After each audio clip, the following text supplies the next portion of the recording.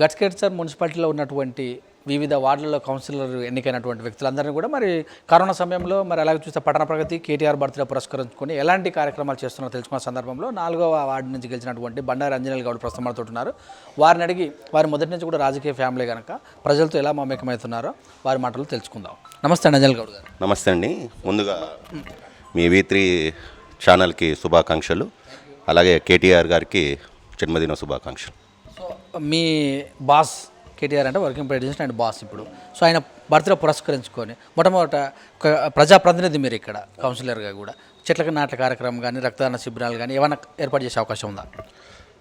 ఈ బర్త్డే పురస్కరించుకొని మా కమిషనర్ గారు ఏదైతే నా వార్డు ఉందో డైనో కాడికి వెళ్ళి ఇక్కడ మన సర్వీస్ రోడ్ వరకు ఎవెన్యూ ప్లాంట్ అంటే 3 లేయర్ దాన్ని ఇంపార్టెన్స్ తీసుకొని 3 లేయర్ బయటికి వెళ్ళి చెట్లు తెచ్చి ఆల్రెడీ గుంతలు తీయటం జరిగింది.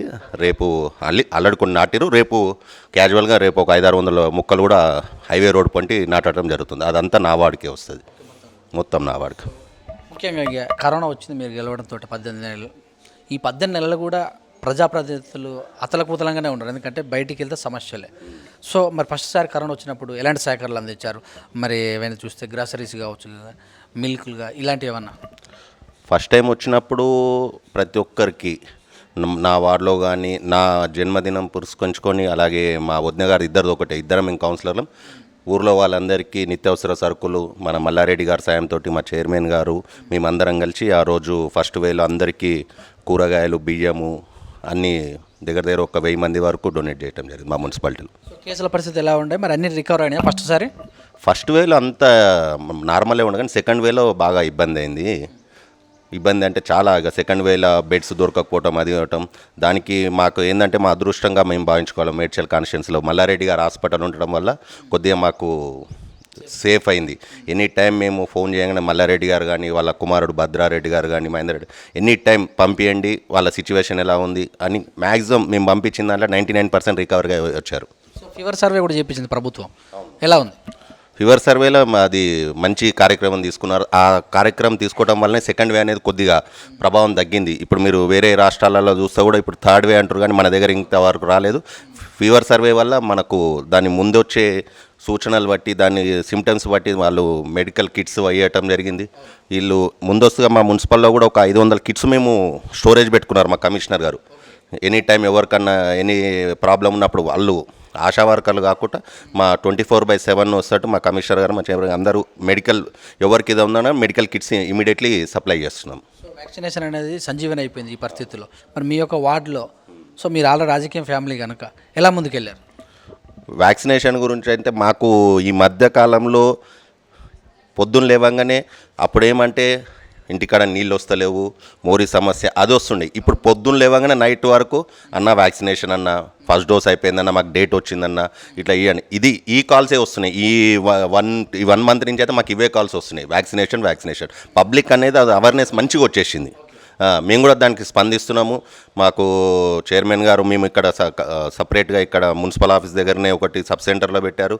దానికి మేము ఫస్ట్ స్ట్రీట్ వెల్డర్స్ కానీ మా నారాయణ గార్డెన్స్లో ఒక 20 డేస్ క్యాంప్ పెట్టాం. తర్వాత ఇప్పుడు 18+ వాళ్ళకు కూడా మంచిగా విజయవంతంగా కొనసాగుతుంది.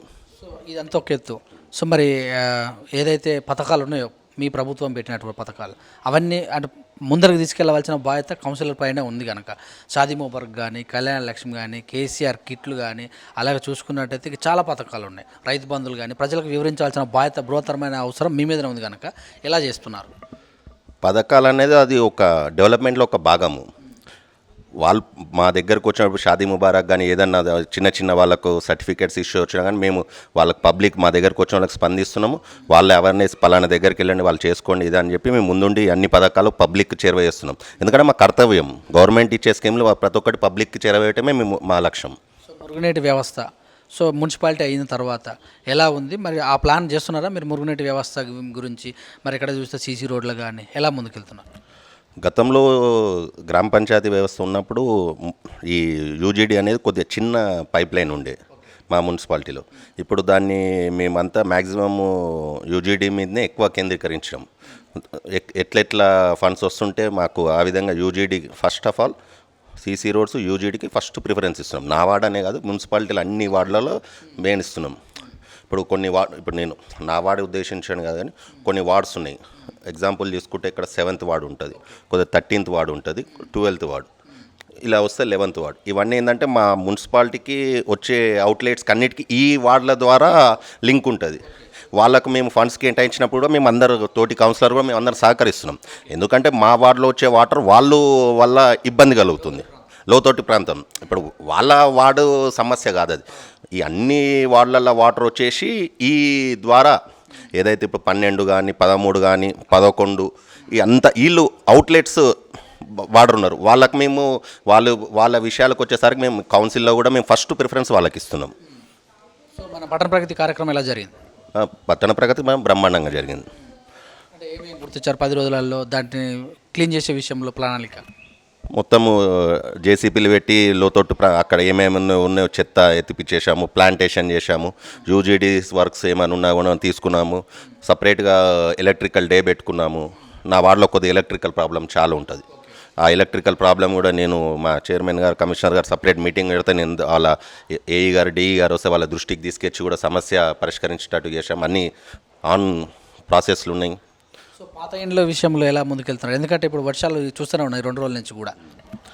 పాత ఇండ్లు ఉంటే మా కమిషనర్ గారు ఏమి సైన్స్ వాళ్ళకి నోటీస్ ఇస్తుంది, డిస్మెంటల్ చేస్తుంది, ఏదైనా ఫస్ట్ చెప్తుంది ఎటువంటిది ఏమైనా ఉన్నా కానీ మీరు చేసుకోవాలి, మీరు ఏమైనా తగాదాలు ఉంటే తర్వాత చేసుకోండి. కానీ ఆమె ఇట్లాంటి విషయంలో ఆమె కాంప్రమైజ్ కాదు ఎవరున్నా సరే. మున్సిపాలిటీ అనగా ఎక్కువ కుక్కలు పెడదా, పందులు పెడదా, దోమలు పెడదా ఉంటుంది కదా ప్రణాళిక. మేము ఆల్రెడీ కుక్కలది అది ఆపరేషన్స్ దాని గురించి మేము కూడా తీర్మానం చేసుకున్నాము. అదేంటంటే ఆ డాక్టర్కి ఒక సపరేట్ ఒక ప్లేస్ కావాలన్నాడు. అంటే అది కుక్కలకు ప్లానింగ్ చేసినాక 1 వీక్ వాళ్ళని అబ్జర్వేషన్, ఆ కుక్కని అబ్జర్వేషన్ పెట్టాలంటే దానికి సపరేట్ ఒకటి, దాని గురించి కూడా మా మేడం గారు, చైర్మన్ గారు ప్లేస్ వెతుకుతారు. అది కూడా మేము ప్రణాళికలో పెట్టుకున్నాం. ఇప్పుడు కాదు, మేము 6 months బ్యాకే మేము మా బాడీలో తీసుకున్నాం. 8 lakhs ఏమో తీసుకున్నారు దాన్ని కూడా. వార్డ్ డెవలప్మెంట్ గురించి మీరు ముందుగా ప్లాన్ చేసి ఉంటారు కనుక, సో ఈ కరోనాలో కొద్దిగా నెమ్మది అయిన సంగతి అందరూ తెలిసిన విషయమే. సో మరి మీరు ఉన్న రోజులు మీ 5 సంవత్సరాల పీరియడ్లో కంప్లీట్ చేస్తారా? నా వార్డు అంటే ఆ వార్డు నాకు ఈ 5 సంవత్సరాల నుంచి కాదు, నేను 2008 నుంచే నేను అక్కడ వార్డు మెంబర్గా నిలబడ్డాను.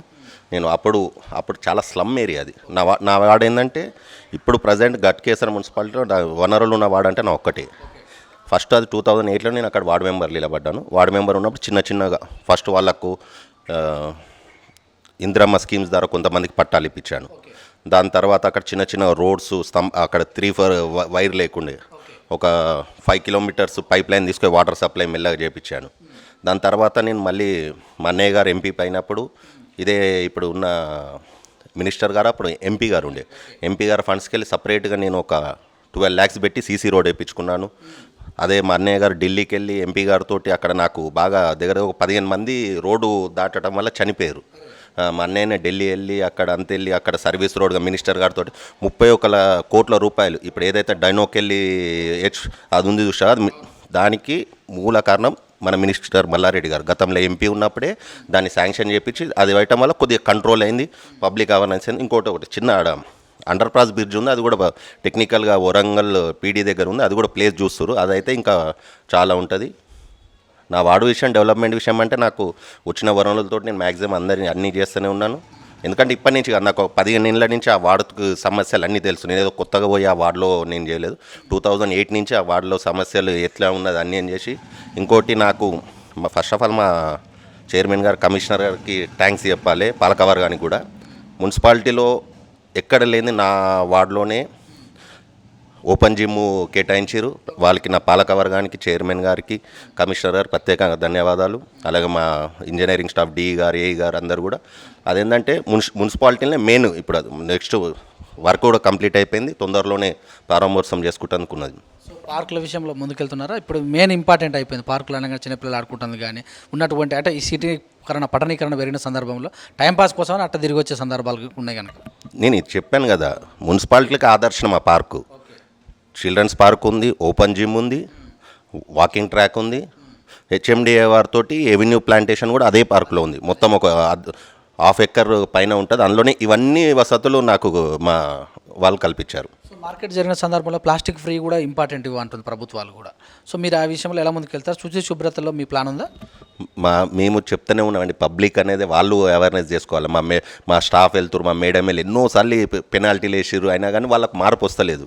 అయినా మేము చేంజ్ చేస్తూనే ఉన్నాం, ఎవ్రీ టైం చెప్తూనే ఉన్నాం. వాళ్ళు మేము అది ఇచ్చా, వాళ్ళకు కొన్ని వేరే స్వచ్ఛంద సంస్థలతో బ్యాగ్స్ కూడా తెప్పించి ఇచ్చామని. పబ్లిక్ అనేది వాళ్ళు మార్పు, మన చేసే ప్రయత్నంలోనే ఉంటాం, కానీ పబ్లిక్ వాళ్ళు మార్పు చేసుకోవాలి. మంచినీటి వ్యవస్థ ఎలా ఉంది మీ వార్డులో? నా వార్డులో అంటే కొద్దిగా, అంటే ఇక్కడ మారుతి నగర్ నుంచి మైసమ్మగుట్టకు కొద్దిగా ఇబ్బంది ఉంది. మొన్ననే దానికి కూడా ప్రణాళిక మిషన్ భగీరథ వాళ్ళు వచ్చారు. అంటే అది గతంలో చేసిన తప్పు వల్ల అది ఇబ్బంది ఉంది నాకు. నా ఇంకోటి ఏంటంటే నా వార్డులోనే డబల్ బెడ్రూమ్స్ ఉన్నాయి. నేను ఏమంటున్నా అంటే ఇక్కడున్న వాళ్ళకే వాటర్ సఫిషియెంట్ లేదు. ఇప్పుడు వాళ్ళు వస్తారు, 50 డబల్ బెడ్స్ ఉంటే మించు 200 మంది ఉంటారు, ఇంటికి 4 వేసుకున్నారు. వీళ్ళకే వాటర్ సఫిషియెంట్ లేదు. వాళ్ళకి వాటర్ ఉందంటే మా కలెక్టర్ గారు, మినిస్టర్ గారు దృష్టి తీసుకు కలెక్టర్ గారు రాశారు, వాళ్ళు కూడా ప్రణాళిక వేశారు. దానికి 30 lakhs కూడా ఉన్నాను. ఇప్పుడు తొందరలోనే దానికి కూడా శాంక్షన్ తీసుకొని ఆ డబల్ బెడ్రూమ్ కూడా అందుబాటులోకి వచ్చేటట్టు కూడా ప్లాన్ చేస్తున్నాం. సో మొత్తం మీద ప్రభుత్వము ఈ కొత్త పింఛన్స్ స్టార్ట్ చేస్తుంది, రేషన్ కార్డు కూడా కొత్త ఇవ్వాలంటుంది. సో మీకు లబ్ధి అయ్యే అవకాశం ఉందా మీ వార్డులో బాగానే? నా వార్డులో ఎక్కువ లబ్ధి అంతే, ఎందుకంటే వాళ్ళు పేదోళ్ళు, వాళ్ళు డైలీ క్యాజువల్ స్టోన్ మేకర్స్ తోటి వాళ్ళకు బాగానే ఉన్నాయి, వాళ్ళకు వస్తాయి. ఆల్రెడీ గతంలోనూ 200 వరకు ఉన్నాయి. బహుశా ఇంకొక 100 వరకు కూడా వచ్చే అవకాశం ఉంది అక్కడ మైసమ్మగుట్ట దగ్గర. సో ఎన్ని వారాలకు విజిట్ చేస్తుంటారు మీ యొక్క వార్డు? 24/7 నేను నా వార్డులోనే ఉంటాను. సో ప్రజలు అంటే ఇప్పటివరకు మీ దగ్గరికి ఎక్కువ సమస్యలు దేనిపైన ప్రజలు స్పందించేవాళ్ళు? కామన్ వాళ్ళు నాకు జనరల్గా నన్ను వాళ్ళు డిస్టర్బ్ చేయరు, వాళ్ళకి అన్నీ ఉన్నంత వరకు ఉంటారు. వాళ్ళకి సమస్య ఏదైనా ఉన్నప్పుడే నాకు ఫోన్ చేస్తారు. అయినా కానీ నేను డైలీ విజిట్ వెళ్తూనే ఉంటాను, చేస్తూనే ఉంటాను. నా పనితనం చూసే గత ఎలక్షన్లో వాళ్ళే ఇంటింటికి సొంతంగా 10 రూపాయలు జమ చేసుకొని నా నామినేషన్ ఫీజు కట్టడం జరిగింది. వాళ్ళే ర్యాలీగా వచ్చి నామినేషన్ వేశారు. అంటే నా పనితనం నచ్చే, అరే ఈయన మాకు కరెక్ట్ అయిన నాయకుడు, ఈయనైతేనే మనకు అభివృద్ధి చెందుతుంది. ఎందుకంటే నేను పదే ఉన్నా లేకున్నా వాళ్ళతోటే ఉన్నాను, వాళ్ళ కష్ట సుఖాలన్నీ నేను పాలు పంచుకున్నాను. కాబట్టి వాళ్ళే సొంతంగా 10 రూపాయలు జమ చేసుకొని నా నామినేషన్ ఫీజు కట్టడం జరిగింది. థ్యాంక్ యూ చెప్పాల్సి వస్తే ఎవరు చెప్తారు?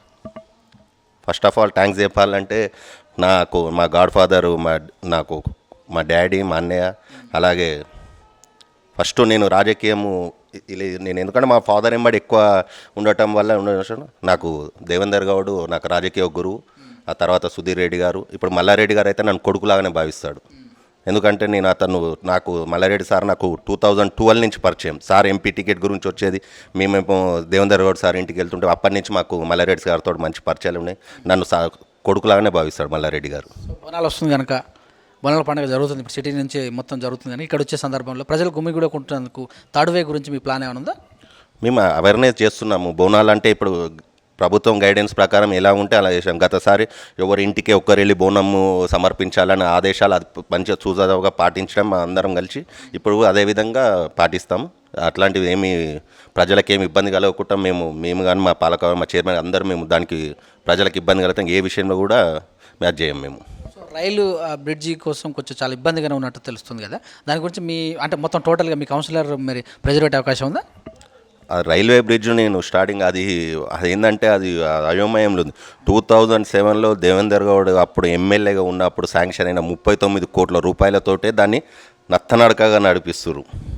దానికి ఫండ్స్ అలాట్ చేయాలి. ఏదైతే ఆర్ఎంబీ వాళ్ళతోటి ఆ కోర్టులో ఉన్న కొంతమంది బాధితులు వాళ్ళ కోర్టులో డిపాజిట్ అయినాయి, ఆ బాధితులు కూడా ఓపెన్గా ఉన్నారు, మాకు కాంట్రిబ్యూషన్ ఇప్పియండి. వాళ్ళు ఏందో జాగపోయిన దానికి పాపం వాళ్ళు గతంలో కూడా 98లో రోడ్ వైండింగ్లో ఇల్లు కోల్పోయినారు వాళ్ళు.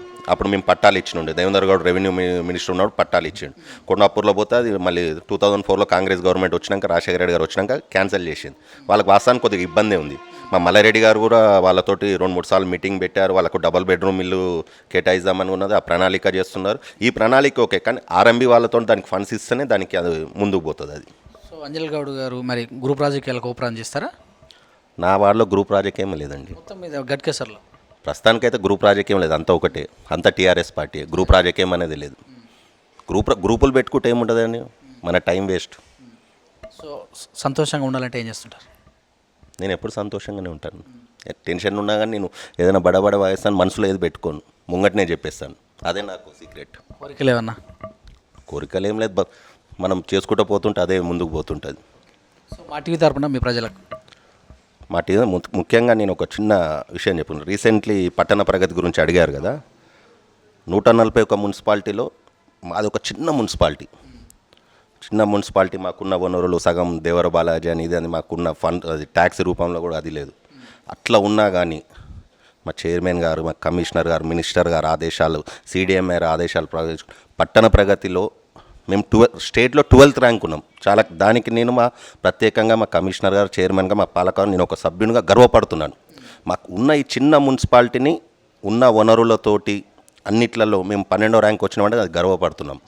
ఇంకో మాకు రీసెంట్లీ ఇప్పుడు ఆల్రెడీ మాకు తెలిసింది ఈ మున్సిపాలిటీలో కూడా మేము సెకండ్ పొజిషన్ ఏదో ఉన్నాము. అది కూడా తొందరలోనే అనౌన్స్ అవుతుంది. నేను ఇట్లాంటి బాడీలో ఉండటాన్ని నేను గర్వపడుతున్నాను. అక్షరాస్యత విషయంలో మీకు కృషి ఉంటుందా? పక్కా ఉంటుందండి. Thank you sir. Okay. So ఇదండి మరి అంజనేయులు గౌడ్ గారు చెప్పినటువంటి విషయాలు. కరోనా సమయంలో స్టార్ట్ చేస్తే మరి రాజకీయ ఫ్యామిలీగా ఉండటం వలన వాళ్ళకు ఉన్నటువంటి అవగాహన ప్రకారం డెవలప్మెంట్ విషయంలో మరి చైర్మన్ కావచ్చు, వైస్ చైర్మన్ కావచ్చు, మల్లారెడ్డి గారి ఆశీస్సులతో ముందుకెళ్తామని తెలియజేశారు. చూస్తుండే విధంగా కెమెరా శ్యామ్తమి సురేష్ దండు గట్కేశారు.